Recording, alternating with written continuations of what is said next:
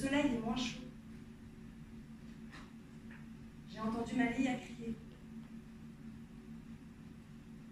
Plusieurs fois.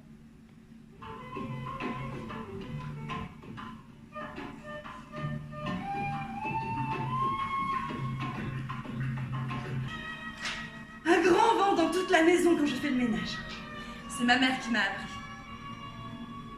Le grand vent, ça fait toujours venir Nonna Angela. Je m'appelle comme elle, mais en français Angela, Angèle. Toute ma famille vient d'Italie, du Piémont. Mon père n'avait pas de travail. Il a embarqué ma mère et les 6 enfants qu'ils avaient déjà, et ils sont arrivés avant la guerre en France, en 1937, à Aigues-Mortes. Parce qu'il y avait du travail dans les salins et que ma tante Carlotta, la sœur de ma mère, était déjà installée ici avec son mari, ses 7 enfants.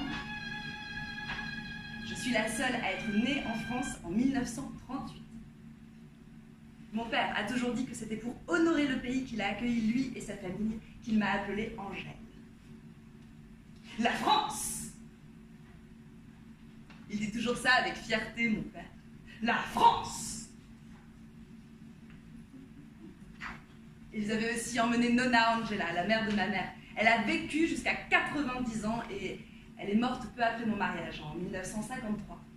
À sa mort, on a habité sa maison avec mon mari, Ricardo, et les enfants. Je l'habite toujours. Ah, Ricardo.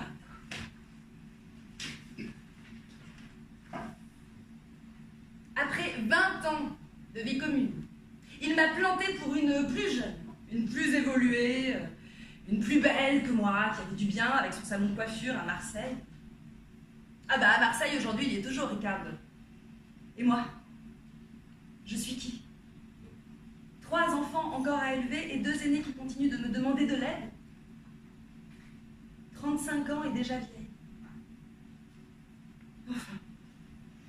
La maison, je l'habite toujours et Nonna Angela, elle est toujours là avec moi. La nonna. Ah, je la vois comme je vous vois, vous. Elle aime bien revenir s'asseoir, comme elle le faisait toujours de son vivant, près de cette fenêtre. Ah non, non, je ne suis pas folle. Je la vois de mes propres yeux, mais comme je suis en train de vous voir, et où je la vois, mais là, sur cette chaise. Et aujourd'hui, je l'appelle, j'aurais besoin d'aide, mais elle ne vient pas, malgré le grand vent.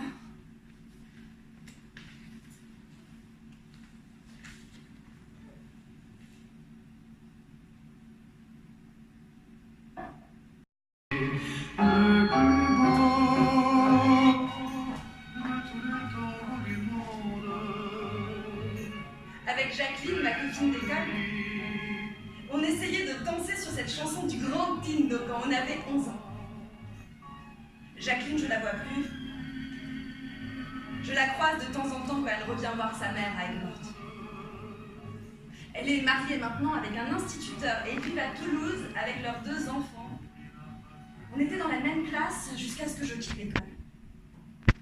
Jacqueline, elle est devenue maîtresse d'école, comme sa mère. Et comme son père. Pour moi, l'école, c'était difficile. Il fallait toujours écouter et dans ma tête, ça se mélangeait. Et rien à faire, ça rentrait dedans. Chez moi, on parlait italien. Chez Jacqueline, le français, ça venait tout seul. Et puis chez elle, c'était beau. Sur la table, il y avait toujours une nappe quand on prenait le goûter avec de la brioche. Je faisais attention de bien mettre les miettes dans la soucoupe devant moi et de ne pas renverser le joli pot de bonbons. Et chez nous, mon père mettait les noyaux d'olive, les épluchures de son orange et même les arêtes de poisson sur la toile cirée. Et après, on bossait un chiffon mouillé pour la nettoyer. Je partageais ma chambre avec mes frères jumeaux. Jacqueline et son frère avaient chacun leur chambre et allaient écouter de la musique sur sa radio à elle. On grimpait aux arbres les soirs d'été. On faisait du vélo avec Michel, André et Bastien jusqu'à la nuit tombée.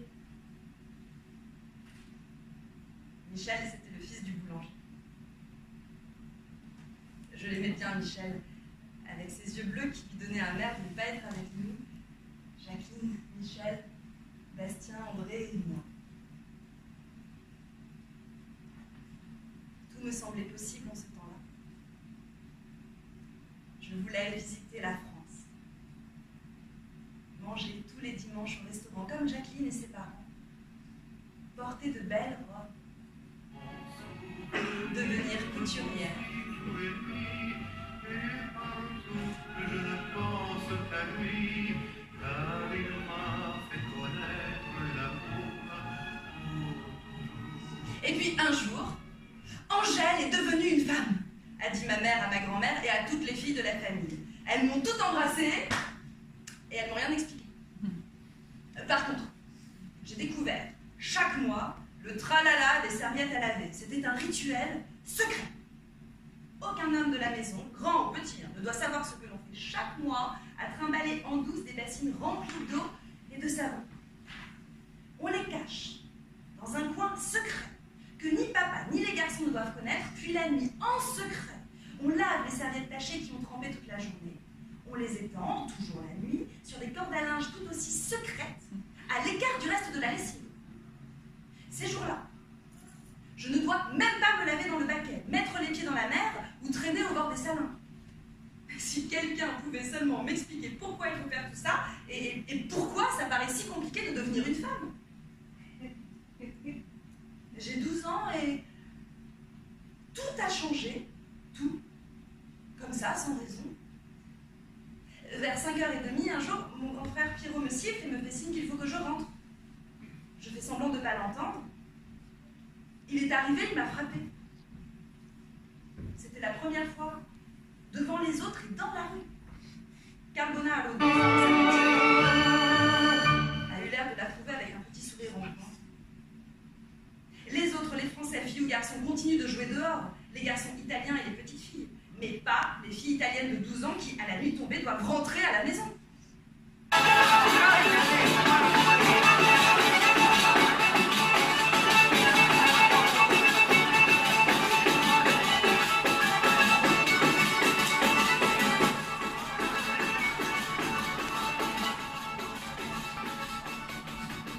J'ai 15 ans et demi et je me marie avec Riccardo Barucci. C'est le grand jour, ils disent tous. Les fiançailles ont duré 6 mois. Je suis contente parce que je vais mettre à mon tour la belle robe de mariée de Nonna Angela, celle que maman et Malia ont portée pour leur mariage à elle. J'ai peur. Personne ne m'a rien expliqué. Maman est trop pressée et Malia me dit tu verras bien. Et mes copines, elles en savent pas plus que moi. Elles me disent juste qu'il ne faut pas se baigner avec un homme dans la même eau du bain pour pas tomber enceinte. Alors ça ne dit pas comment va se passer la noce avec Riccardo Barucci. Pendant les 6 mois de fiançailles, on n'a jamais vraiment été seuls. Le samedi soir, on allait au cinéma. Les parents disaient que c'était pour qu'on se connaisse mieux. 11 personnes nous accompagnaient. On marchait devant côte à côte.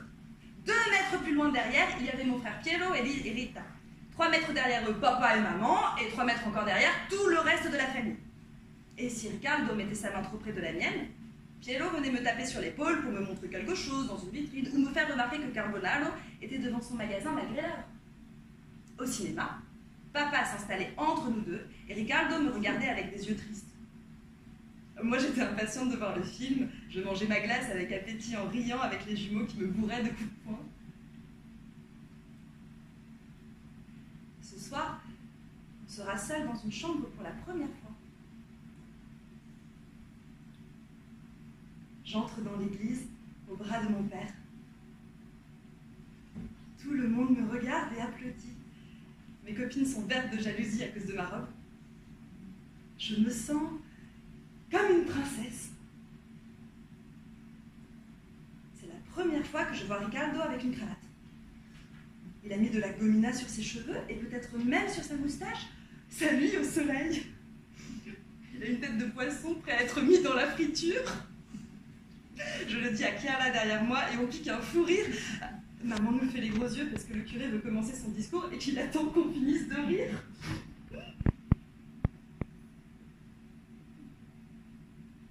10 minutes après, me voilà mariée avec Riccardo. Ah bon? Déjà? On revient à pied vers la maison des parents. L'église n'est pas loin et sur la place Saint-Louis, tout le monde s'arrête. sourit, même sans nous connaître, et nous regarde passer. Tous les piémontais d'Aigues-Mortes ont été invités.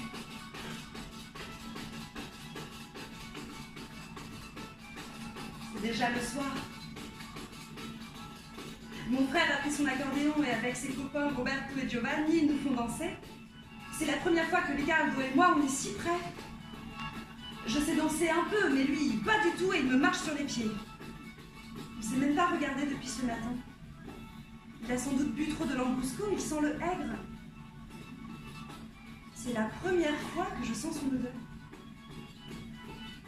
Tout d'un coup, Pielo a joué plus fort, le cousin Alex m'a jeté un coup d'œil, maman a eu les larmes aux yeux et a regardé papa. Il y a eu un grand mouvement vers Ricardo et moi, et c'est comme si quelqu'un, je ne sais pas qui, donnait un signal. Tout le monde s'est levé. On nous a poussés vers la sortie et on nous a accompagnés jusqu'à la maison de Nonna Angela, dans la rue parallèle. C'est là que vous passerez votre nuit de noces, m'a dit maman. Rita, Maria et maman ont préparé la maison pour Ricardo et moi, en m'interdisant d'aller y jeter un coup d'œil car ça porte malheur, elles m'ont dit.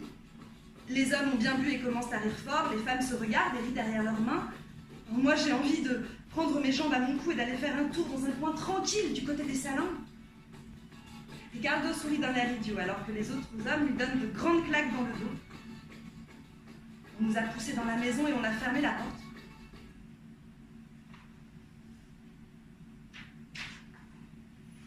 Des fleurs dans le salon et le grand lit dans la chambre avec le drap rabattu pour que l'on se couche. Des fleurs dans la chambre et la boule dans mon ventre. Ricardo se sert un verre de la bouteille de lambrusco posée sur la table. Il enlève sa veste et manque de s'étaler par terre. J'ai envie de rire, mais j'ai trop peur. Il s'approche de moi, me caresse la joue, détaille mes seins, mon ventre. Son regard imagine ce qu'il y a sous ma robe, j'attends. Qu'est-ce que je peux faire d'autre d'ailleurs? Je fais quoi maintenant? Maman m'a dit de bien me comporter, alors c'est ce que je fais. Je m'assois sur le lit en prenant soin de ne pas froisser ma robe. Ricardo a baissé les bretelles qui retiennent son pantalon et s'approche de moi. Je vois le renflement de son pantalon. Maman! Ricardo me pousse sur le lit, soulève ma robe, défait son pantalon, enlève ma culotte et mouille ses doigts. Je n'ose pas le regarder quand il se couche sur moi. Il pousse une fois, deux fois, entre mes jambes. La douleur dans mon ventre. Une fois, deux fois encore. Ça fait mal. Ricardo a crié. Un soupir. Ricardo s'écroule sur moi. Il ne bouge plus. Et s'il était mort? Non, il ronfle. Un liquide coule. Le sang de la première fois. La seule information que m'a donnée ma mère. J'y suis passée, comme j'ai entendu dire par ma mère en riant avec ses amis ou la tante Carlotta. Moi aussi, j'y suis passée. Voilà.